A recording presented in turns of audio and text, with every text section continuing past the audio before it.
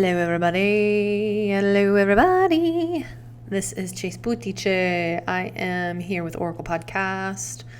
I'm actually going to make this the beginning of the new season. Saison. I just feel like it's time. Because I feel like a new season is beginning, honestly. That's what it feels like to me. I don't know about you guys. We're in between eclipses right now. It's called an eclipse portal.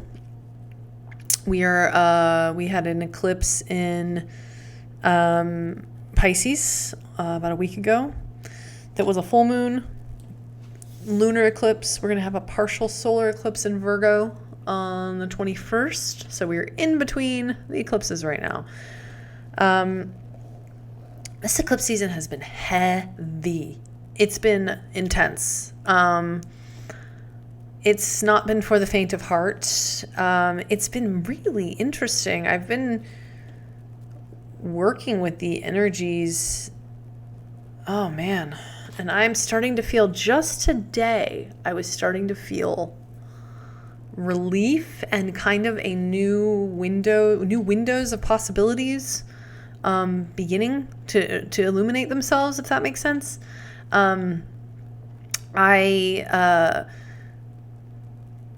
It's funny. Okay, so I've been, I teach down the hill, and it's been really great because I get to kind of take the temperature, the cosmic temperature of what people are thinking and feeling. And the last class I taught on Saturday, everybody was kind of feeling the same thing, which was very unstable, very uncertain, very dark.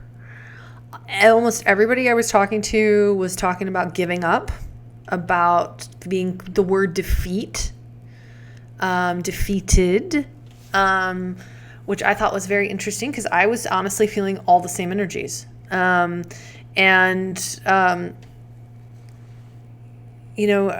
I came back from Italy, I went to Italy this summer and I had such an intensely beautiful time. And I mean, I'm Italian and I never went to Sicily. And I got to go to Sicily and it really connected me with my ancestors. I mean, it connected me so deeply that I cried so hard on the plane leaving that the flight attendant came over and said, "Miss, are you okay?" And the guy in front of me was like, "Miss, are you okay?" But that's how Italians are. They literally they baby each other. They love each other. They're warm. They take care of each other. They take care of the animals in the country. It's just a culture of warmth and love. And when I came back to the United States, I felt so isolated and so lonely and so lonesome, honestly. And I felt that void of that love. And I kind of had like a crisis. I was like, is this where I want to live? I mean, a lot of us are going through this right now. A lot of people are, thinking about whether or not they want to stay in the United States. And it's created a lot of instability. It's created a lot of like, oh, I don't like where I live. I don't like what I'm doing. I don't like what my life, blah, blah, blah. And then it's created a lot of like inner turmoil. And it's kind of great because a couple weeks ago was the new moon. The last new moon was 3 weeks ago. I felt this energy kind of come upon. And it was that dark moon in Virgo. It was a few weeks ago, and oh no, it was about a month ago. Wait. Yeah. And I just let myself go with it. And it's been very interesting because the whole thing with the shadow, so the whole thing is like, I'm teaching and then this is what people are saying. And when you're feeling that way, it's essentially doing shadow work, which is you're working with the dark energy. You're working with dark emotions. You're working with some kind of darkness. And because all of us have internal conditioning of how we want to appear, just even to ourselves, like, that's the whole thing with shadow work, is that we don't want to be a certain way because we see ourselves in a certain light. A lot of times it has nothing to do with how people see us. I mean, sometimes it does, of course. But because of the internalized projections of everyone else around us, it's how we actually judge ourselves. And so a lot of times if we're feeling dark emotions, we don't necessarily just let them be. And I feel like I've learned something really massive through this last cycle because I just surrendered to it. I just surrendered to all of those emotions completely. And I didn't judge myself. And I didn't, and I actually kind of felt relief. Because there is an energy in giving up. Like every person, a lot of time, it's very paradoxical because a lot of people like, you have to completely let go. And sometimes, and they're like, and then my acupuncturist is like, don't give up, just let go. And I'm like, no, for someone like me, giving up actually feels good. And it has something to do with this American drive that we've all been like conditioned into. And the past few weeks, I've really just let myself be present, more present, and simple, if that makes sense, and just kind of allowing myself to enjoy what's in front of me and not always planning my next move, and just giving up. Sounds so like horrible to say, because it's literally the antithesis to what we are taught. It's the antithesis to the warrior's creed. I mean, I'm a warrior. I got an Aries moon. I got Mars on my ascendant. But if the divine feminine is truly rising, and if the yin and the yang are starting to recalibrate into a balanced state, the yin is the feminine. It also is dark. It's the unconscious. It's the subconscious. It's the mystical realm. It's the energetic realm. It's the things we don't always see, but we feel. And so sometimes, and then the ideas of darkness that come alongside of that, right? Which, that's something I've been examining as well, our perceptions of darkness and how it's always bad. It's not necessarily bad. It's part of the cycle. Things need to go into the dark to rest, to recalibrate, to restore, to renew. We cannot always be pushing outward. Every single thing in nature it works in a spiral formation. Every single thing in nature works in a spiral formation. And that formation is always, it's the wheel of fortune. It's the circle. It's the wave formation, moving up and moving down and always coming back at it from a different spot. And so that downward trajectory, we could call darkness. We could call it yin. We could call it restoration. We could call it review. We could call it retrograde. We could call it giving up. We could call it exhaustion. We could call it depression. However you want to look at it. I think this time around for me, I looked at it like it's part of the cycle that I'm in. It's part of a cycle. And so this time around, as I moved through it, when I first came back from leaving the country, I was kind of like, I was pretty dark. And then as I feel like I've grown a lot of wisdom, and something in me just today literally kind of felt this energy of possibility and expansion. And it's very interesting. This week, something that's been happening to me is, and it's more than one thing. It's like a series of things.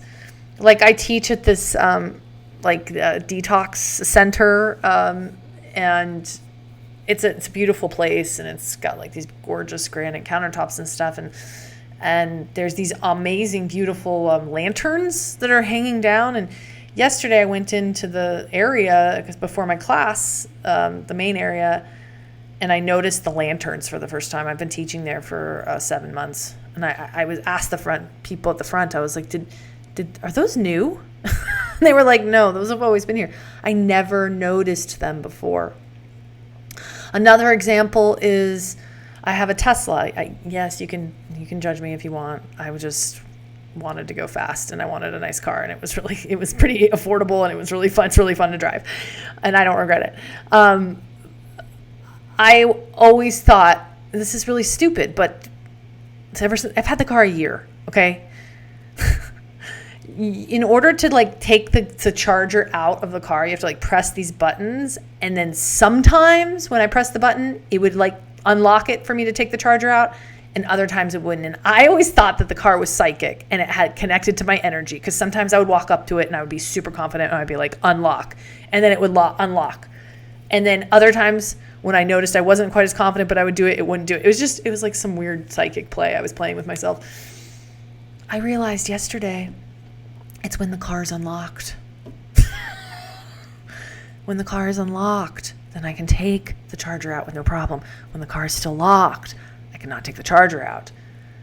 But my point is, okay, in saying all this, is that I'm noticing things that have been right in front of my face, and I'm having new realizations about them. And this last cycle of descension, you call it descending, the spiral moving downward, going inward, has created a lot of depth. I have so much rich material about the shadow now that the stuff about the shadow that I never understood before, moving beyond these energetics of duality. And I think that's what happened to me in this cycle, was that the previous me would have judged myself so much for feeling this way because of the conditioning that we all have towards the light and high vibration and always being expansive. And I just completely, I think for the first time in my life, I completely accepted it, how I felt, and I allowed myself to vibe with it. And something new was, because of the acceptance, that's authentic love. And then through that process, I stopped fighting myself, and it dissolved the war, because that's what duality is. Dualism, duality. You're dueling. So there's competition. And this is what I've been talking about as the age of Aquarius has been evolving. It's been in this competition, which lines up with the patriarchal world order, which lines up with hierarchies and governments of many, many thousands of years old.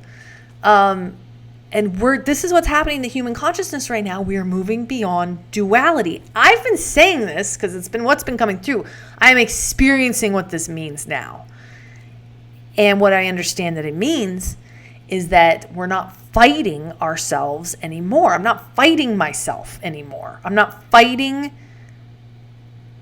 how I feel about things. I'm not fighting how I'm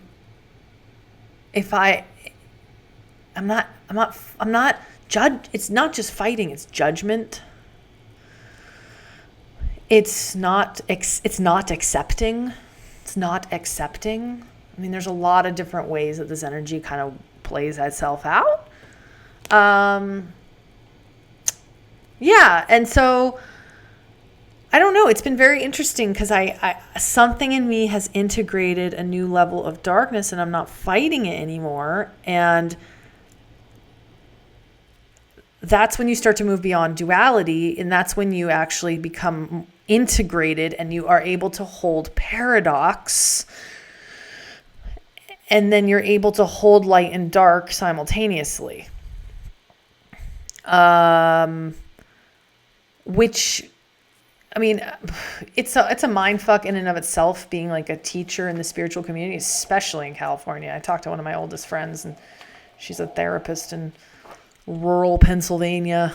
And she's like, man, I'm so happy. She's like, man, sometimes I'm just so happy I live in this small town in Pennsylvania. It's pretty, like, the California is amazing, but it's also like the intensity of the spiritual community, the way people, like, there's just, everybody's triggered. Everybody's got boundaries. Everybody's talking about you're gaslighting me when you're not gaslight. It's like these spiritual terms, and then the love and light, and always need to be positive. And then there's all this like fake like super wealthy hot people that are all spiritual, and all of it's so full of shit. It's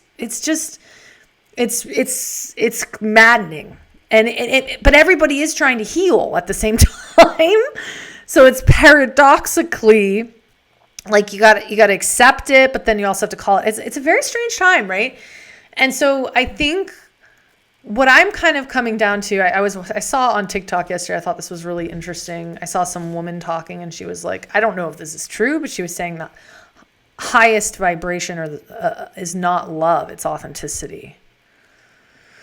And I think that might actually be true. That feels true to me, because when you're authentic, you're coherent, and coherence holds the strongest vibration and the strongest frequency.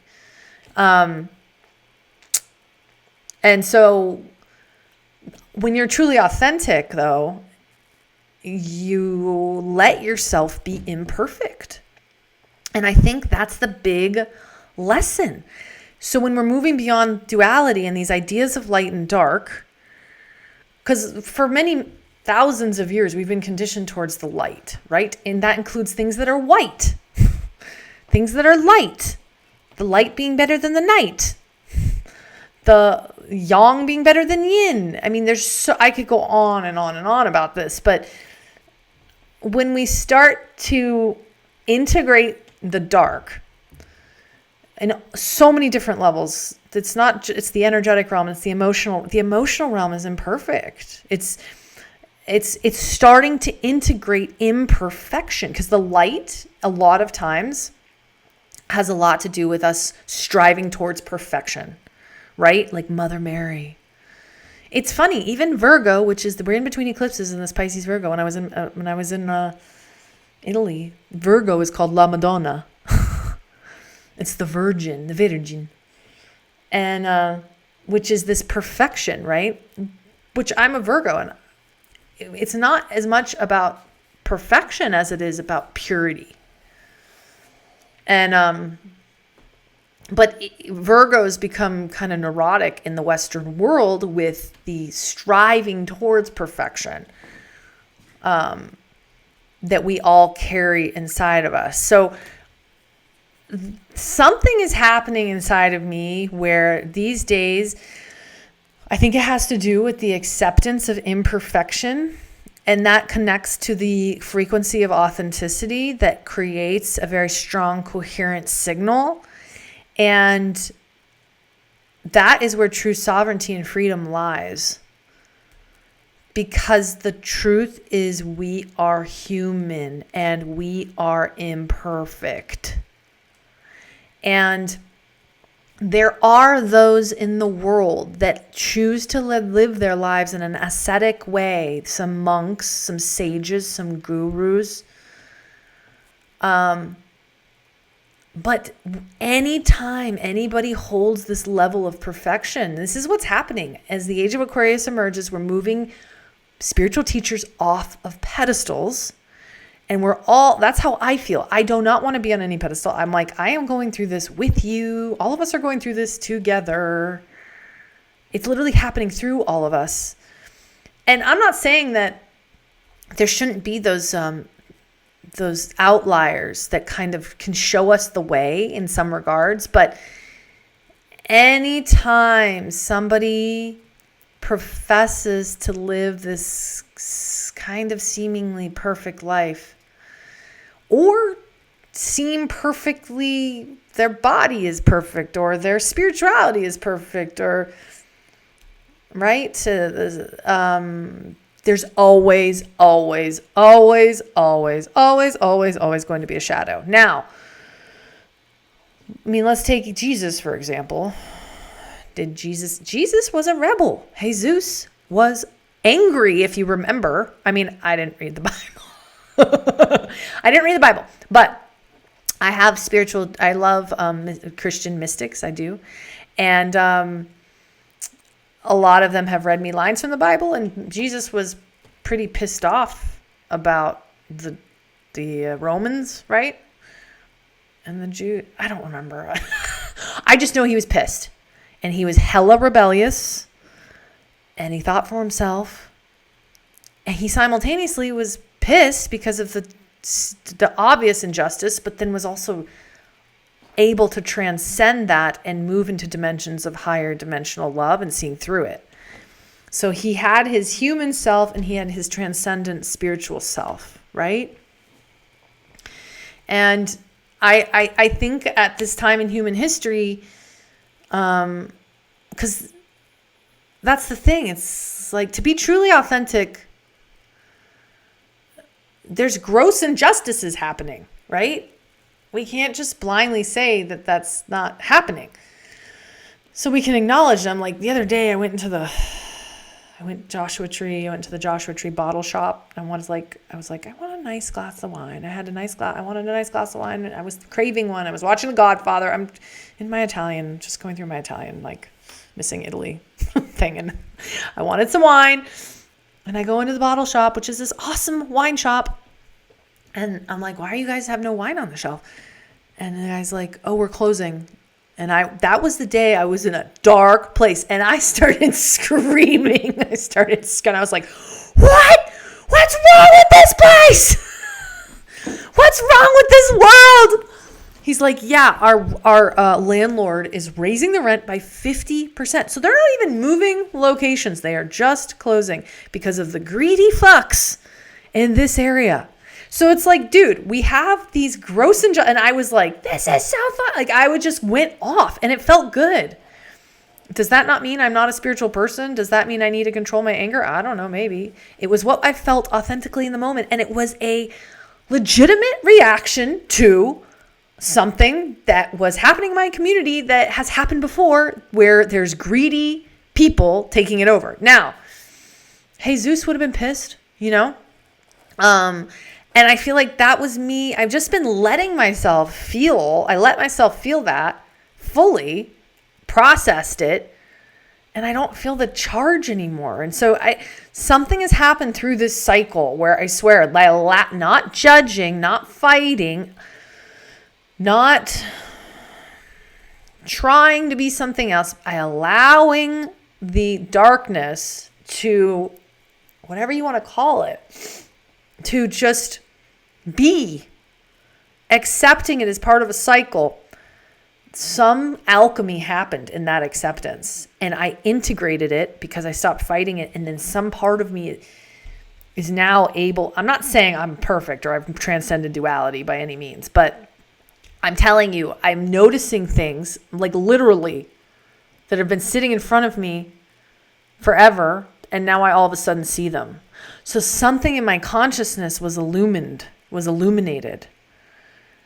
And I feel inspired. Like lately I've been feeling like, I ordered some Ursula Le Guin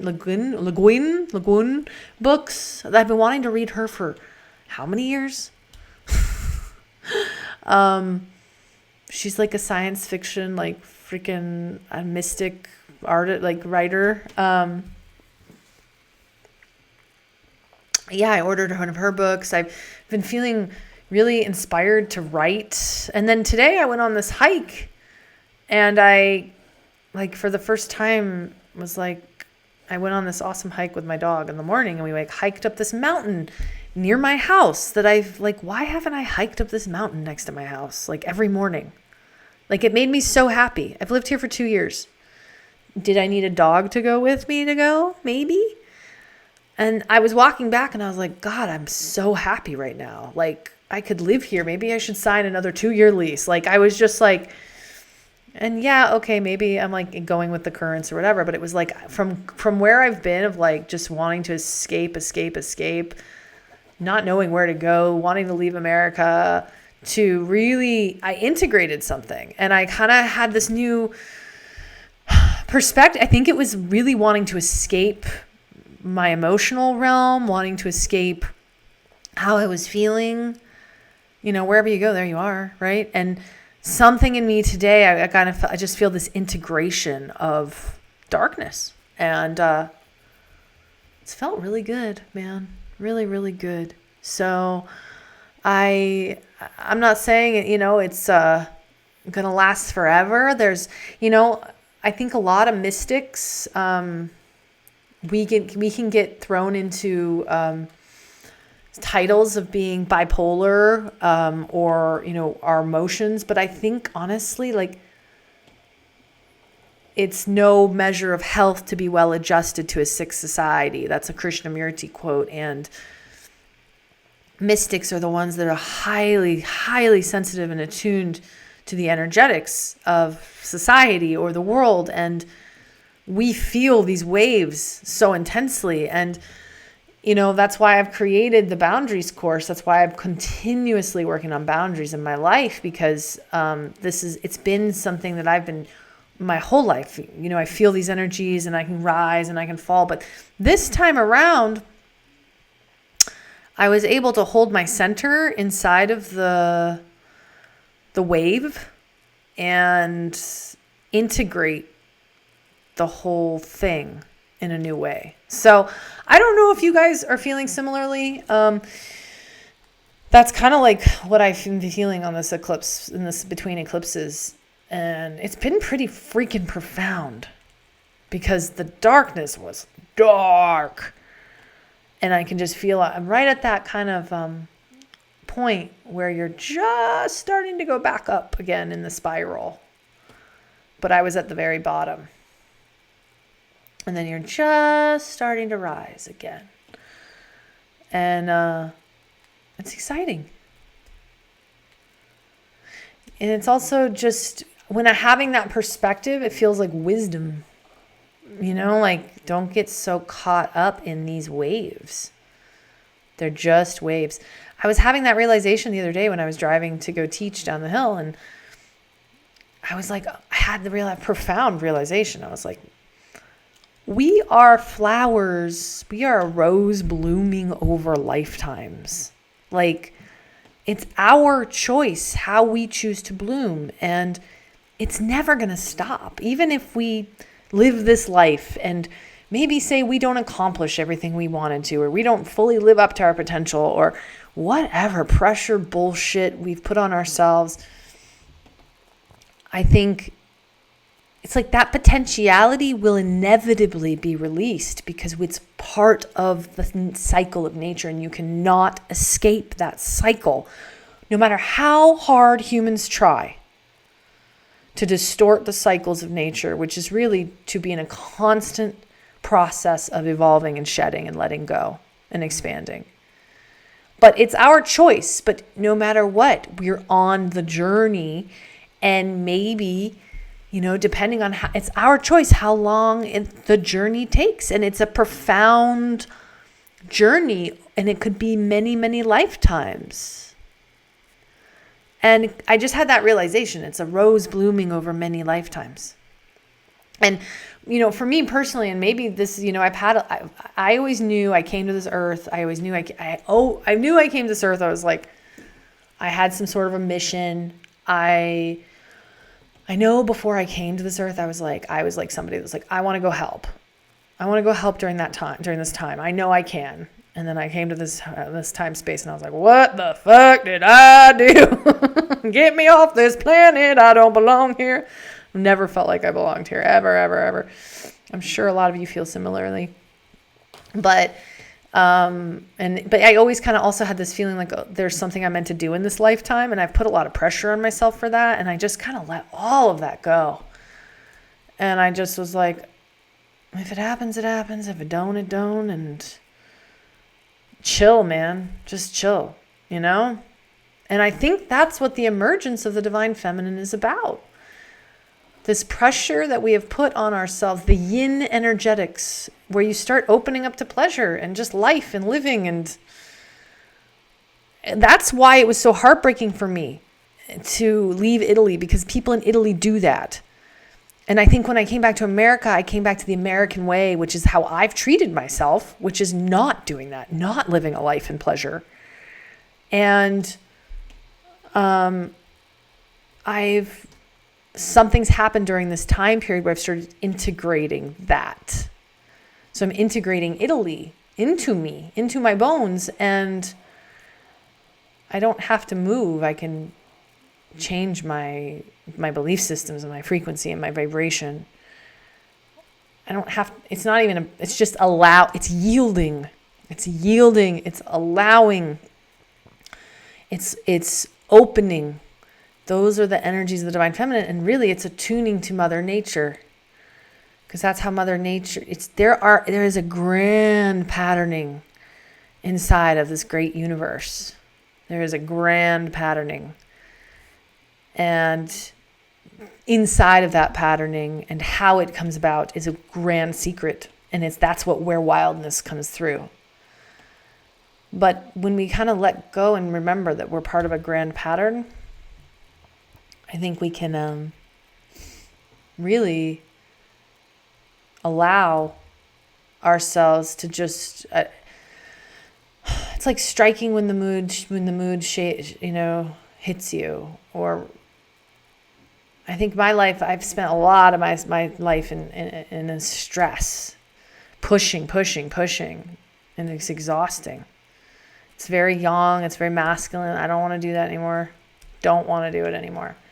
So it's a very big lesson. It was like a lot of bombs dropped through this process, and a lot of things changing, but a lot of integration of darkness and profound lessons and growth and new awareness, like authentic new awareness, like literally seeing things that have been in front of my face for a year.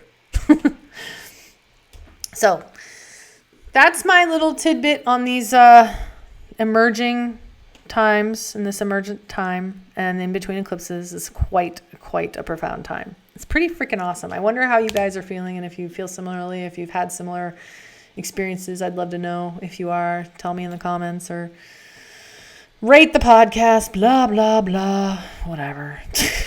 I'm just doing this because it's fun and I like it, and I like to share my voice, and I like to share what I am experiencing, because I think even if a few of you feel the same way, there's great power in that. That's what I've learned. That's another thing I've learned, is that I could keep talking about this forever, but this week, I work for myself. I'm something that is new, and I'm authentic, trying to, and then there's this, we're in the age of influencers and this and that, and being on social media, it's so exhausting. It's like, I don't want to, that was the other thing I realized. I don't want to do that. I really don't. I don't want to do the whole social media thing because I should.